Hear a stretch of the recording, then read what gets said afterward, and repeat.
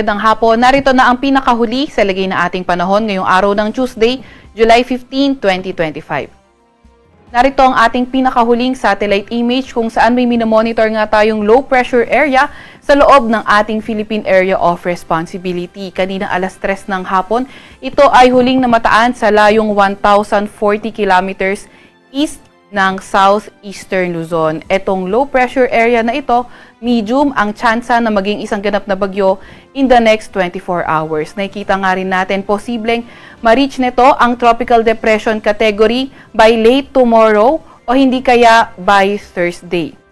Etong low pressure area din na ito ay nagdadala ng maulap na papawirin at mga kalat-kalat na pag-ulan, pagkidlat at pagkulog sa lugar ng Caraga, Eastern Visayas, sa may Masbate, Albay, Sorsogon at Catanduanes. Kaya dapat patuloy pa rin tayong mag-antabay sa mga ilalabas na updates ng Pag-asa dahil sa susunod na mga araw mataas ang tsansa na kapag lumapit ang weather system na ito sa ating bansa ay mas maraming areas yung maging maulan.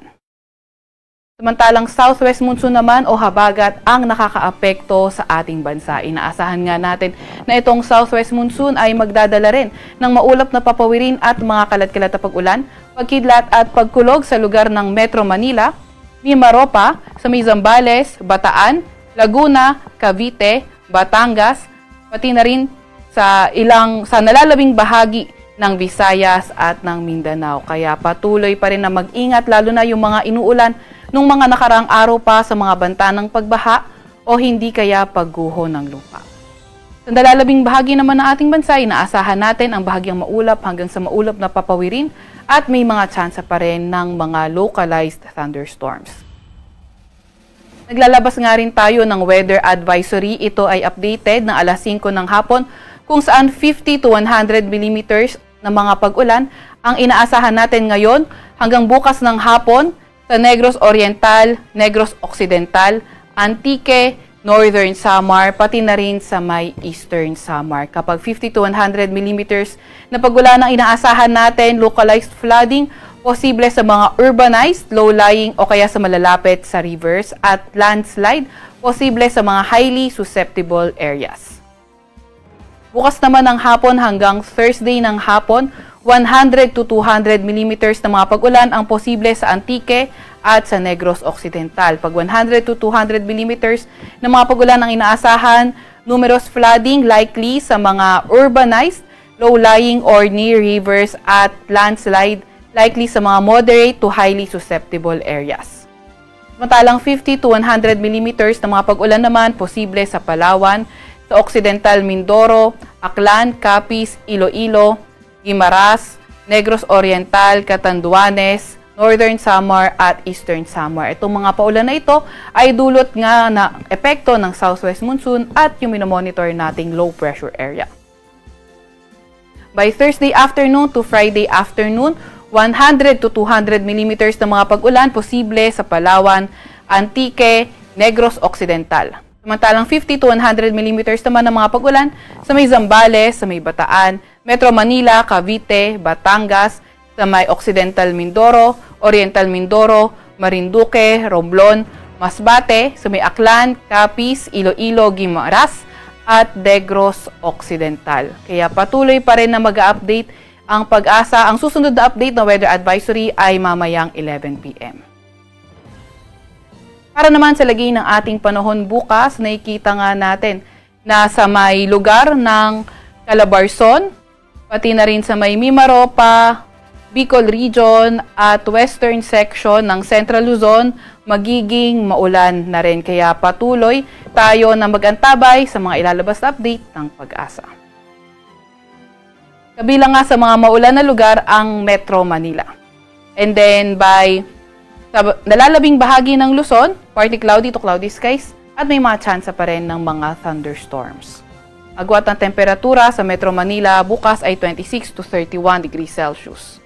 17 to 23 degrees Celsius sa may Baguio, 24 to 32 degrees Celsius sa may Lawag, 25 to 34 degrees Celsius sa may Tugigaraw, 26 to 32 degrees Celsius sa may Legazpi, 23 to 30 degrees Celsius sa Tagaytay. Agwat naman ng temperatura sa Puerto Princesa ay 25 to to 31 degrees Celsius at 25 to 30 degrees Celsius naman sa may Kalayaan Islands. Para naman sa lagay ng panahon sa Visayas at Mindanao, nakikita nga natin na sa buong Visayas, maulan na, pati na rin sa northern at western section ng Mindanao area. Sa dalalabing bahagi ng Mindanao, mas magandang panahon at may mga tsansa pa rin ng mga localized thunderstorms. Agwat ng temperatura sa Cebu, 25 to 30 degrees Celsius. Gayon din naman sa may Tacloban. Sa Iloilo ay 25 to 31 degrees Celsius, 25 to 31 degrees Celsius rin naman sa may Zamboanga. Sa Cagayan de Oro ay 24 to 30 degrees Celsius at 24 to 32 degrees Celsius naman sa may Davao.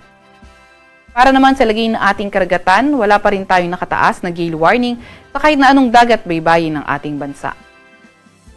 Para sa 3-day weather outlook na mapangunahing syudad natin, nakita nga natin sa Metro Manila, Legazpi City, pati na rin sa malaking bahagi ng Southern Luzon at ilang bahagi ng Central Luzon, maulan pa rin Thursday until Saturday.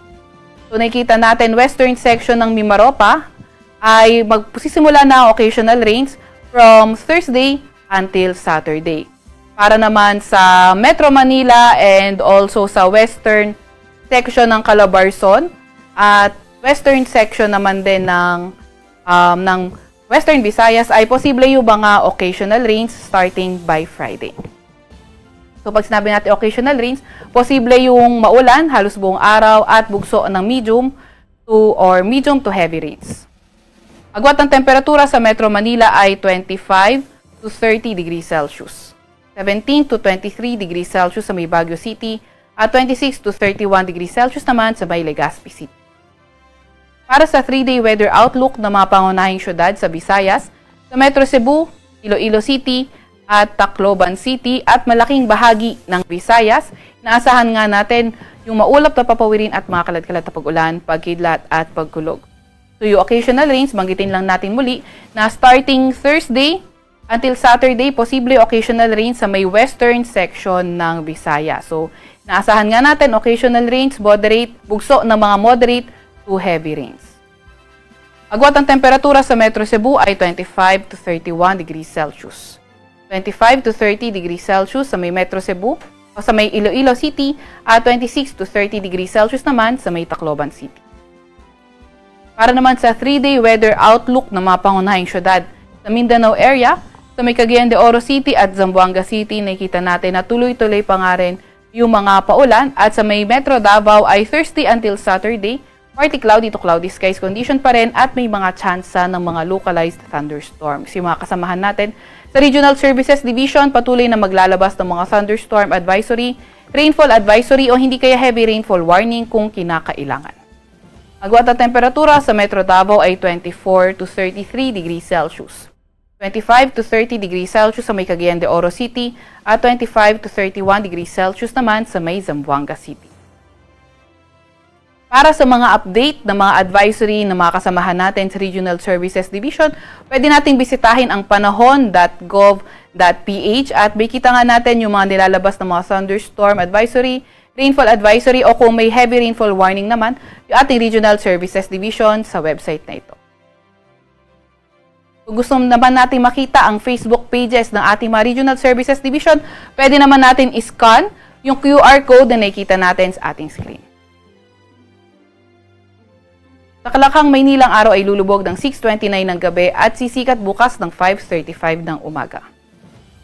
Huwag magpapahuli sa update ng Pag-asa, i-follow at i-like ang aming X at Facebook account, DOST_Pag-asa, mag-subscribe sa aming YouTube channel, DOST-Pag-asa Weather Report, at para sa mas detalyadong impormasyon, bisitahin ang aming website, pag-asa.dost.gov.ph. At yan nga po muna ang pinakahuli sa lagay na ating panahon. Mula sa Weather Forecasting Center ng Pag-asa, Veronica C. Torres, nag-ulat.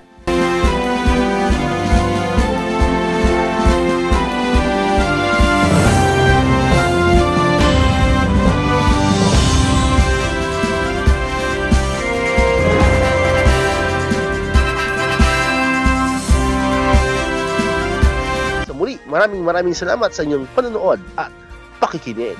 Once again, El Maestro. See you on my next vlog. Bye-bye!